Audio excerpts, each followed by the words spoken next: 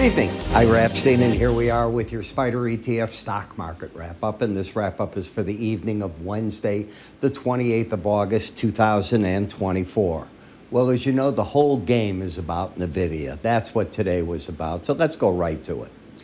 The net income for the quarter jumped $16.6 billion, or 67 cents a share, from $6.19 billion, from 25 cents a share. That's pretty big. Excluding non-recurring items, adjusted earnings rose to 68 from 61 and beat the FactSet number of 65. They anticipate third quarter revenue is a beat, $32.5 billion. They had been expecting from the analysts $31.7. They announced a $50 billion stock buyback. And Blackwell samples have shipped to customers, and in the fourth quarter, they'll start shipping out the final product. Salesforce beat, the stock was up. And when I put this out, CrowdStrike is beaten, the stock was up. But then the CEO defended the actions that took place to cause the big outages, and that drove the stock down. What you got to do in those cases, we all know this, you get on TV, yes, we're working with Microsoft to prevent this from happening again. End of discussion. That's where you stop. He became too defensive, and that took the market down. So in the video, you'd say, well, the market's up. Well, before we get there, let's finish up. Economists are expecting the second look at the second quarter GDP to come in just where it was at 2.8% growth. Jobless claims come out tomorrow. They're looking for 230,000. National Association of Realtors looking for a small jump in pending home sales, and we're looking in the energy markets for about 44 billion cubic feet of injection, and that goes against an average of 43 at this time of the year, okay? So now, you would think that Nvidia was up, and Nvidia for the day finished down $2.69. It fell in the aftermarket even further, down another $8 or so, $9. So it's made about a 10% correction. Why? Because good isn't good enough. When you're looking to be, how do I say this, hog wild, and you expect more and more, it's not going to happen.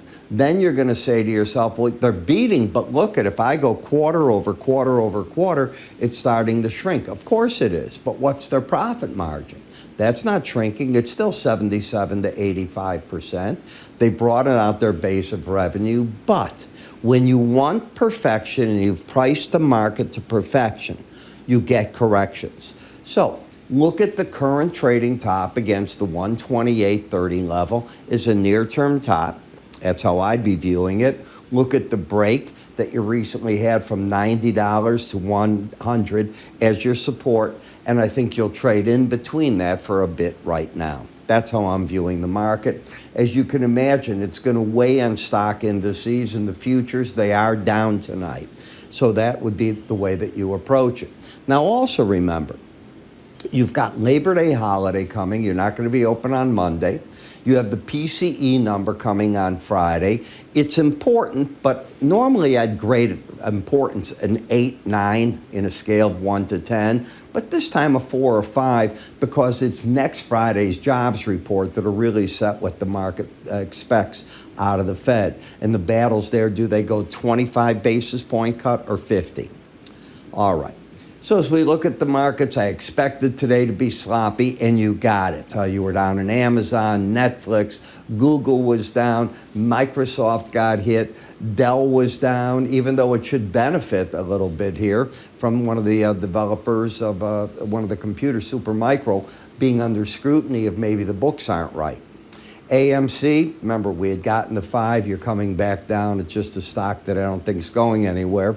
And I still want to see Rivian, I hope, during this funny September-October period, come down enough to just one of these stocks that I like to buy and toss away, like I told traders to do in Boeing recently. So when you look at Nvidia, Okay, you've got a market that's come up here. Is that a distribution point? You could call that a shoulder, I guess, another shoulder. You got the left one higher than the right when you're looking at it. But if you break down through this, you can come down. This is where you came into the 90 level. I said if it gets down there, I think you'll find support. I'm not predicting that, but you can come down from here because you've made something of a trade top. Now, to prove me wrong, I think you'd have to get over this recent high. And that recent high, let's go to it exactly, is 131.26. So until that is taken out, I think that's your trade top in place in the market. Next, I look to see where support is. I see the 118 level, approximately the 18-day average. Resistance is the Bollinger Band, and we got up to it here, and then you just stopped. If you really look at prices when they hit it right here, you just went sideways, and now you're slipping back. So could we get to that 118 zone? Why not? It can happen even in the aftermarket. Will you lose the embedded reading? That's going to be the question. If you lose this reading with the red line settling under 79, that sort of sets up that challenge of that 118 level that I'm talking about. In Rivian, you're fighting your battle at the 200-day average in the 18 void of a trend. You have a lower low, higher high. You used a lot of power to come up here out of an oversold condition, and I just don't see it ready to do much of anything. Am I being piggish? Yes. When I say that I'd like to see it down here, it may not get that far. In CrowdStrike, as I said, be careful here.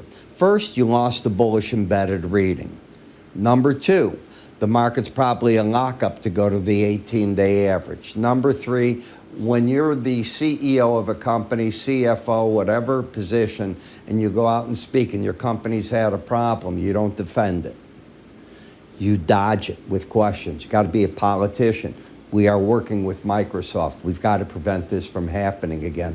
Other people like us are joining in, and we're all going to come up with something. That's what the public wants to hear. They don't want to hear a defense mechanism. Not the thing to do.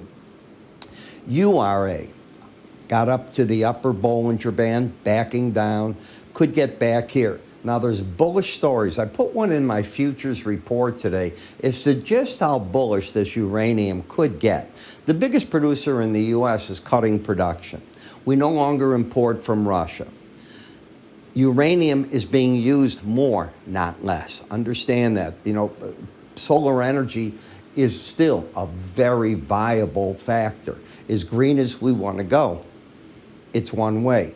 But as I told you, I thought that you could get a rally. I mentioned earlier, maybe you can get to the Bollinger Band. You did. Now I look for it to come back. It's got to do more work on this chart to get me interested. Dell, well, if Supermicro's in trouble, why can't Dell get some of that business? So I would think Dell's in a good position here. We'll see if it's able to hold that 200-day average and build on it.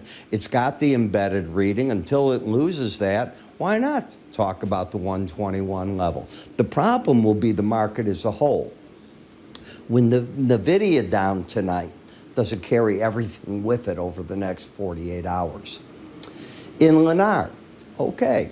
You have a market that got up to the Bollinger Band in an overbought condition, and suddenly you have an outside day down.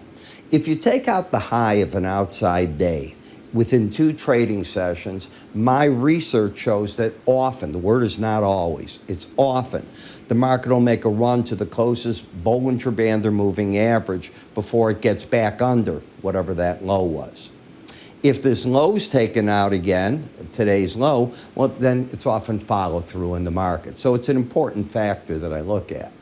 In the home builders, correction time. Why not? You've spent all this energy going up. If you've been on my subscriber list in the morning, I've kept my traders. I said, I don't know how to catch this play. I don't think many analysts do. You're throwing a dart at a bottom, and you just said that's a bottom, and the market's going to go. It's not a chart pattern that's easy to trade. In XLF, well, this has got an embedded reading. Now, it's hard to want to be short this market. Why? Because the benefit of cutting interest rates in September helps the financial services. But on breaks is where you want to come in on it, and that's what I'm telling people. In the industrial sector, I just haven't seen the numbers turn in any of the Fed districts to get me excited. And I know the market has built this all in, but the fundamentals aren't there. Now, for the first time, we're getting an outside day down. Is it going to have any real meaning? We'll see. I think it was an outside day. Doesn't matter. I still don't like anything there. In XLE on the energies, the first challenge of the 100-day average has proven to be a real problem for this market in the past, especially if the Bollinger Band is up by it, and it's proven to be that again. So you look at these formations when they come together, they're not to go short on. I'm not good enough to say, okay, sell it short, it's going back there, because you're over this average, and I'm bullish by nature when you're over that. But it is good enough always to say, hey, you're not embedded, you're there, take money out off the table. In GLD, I'm still very bullish the gold market. Nothing that I'm seeing is taking me away from that. I'm seeing an economy that wants to cut interest rates. I'm seeing a relatively strong labor market. I mean, 4.3% unemployment by history is a good number. We are looking at inflation coming down but not falling apart. To me, that's the home of gold, long term. In the silver market, well, if you go to the futures market, silver's starting to lose to gold right now. It's not trending, it's in a correction manner. This is an important number in silver. We'll see how it pays attention to it. For me, it's too overbought to want to have my clients and my subscribers telling them to buy. And on copper, I told them, I said, if you go back and you study this pattern back here and over here, it generally is a trap for the bulls, and that's what I think is happening right now. Now we get to TLT, BND, and no, I think you stand back, let the PCE number come out, then you can trade it a little bit, but you probably got to be careful of what the number is going to show for the jobs data next Friday. In the dollar index, I think you're overdone on the downside, and the market could pop on you right here, and that means the opposite in FXE, which when it opens is probably going to lose its bullish embedded reading and can call for the market to break a bit more. So that's where I'm seeing these. But you know, I talk all this to you. Do you know what I'm talking about? Do you understand the indicators? We have our guide. I'm so sorry that I keep coughing, that COVID. It's the remainder of it. Chart patterns, moving averages, different oscillators that I use. How do you determine trend lines? How do you plot them on it? These are PDFs we put together using the 5 indicators that I so often use. You don't really talk about this one in swing lines. I teach that in my charting course, and it's unique to what I do. It is available if you use TrendLine, TradingView.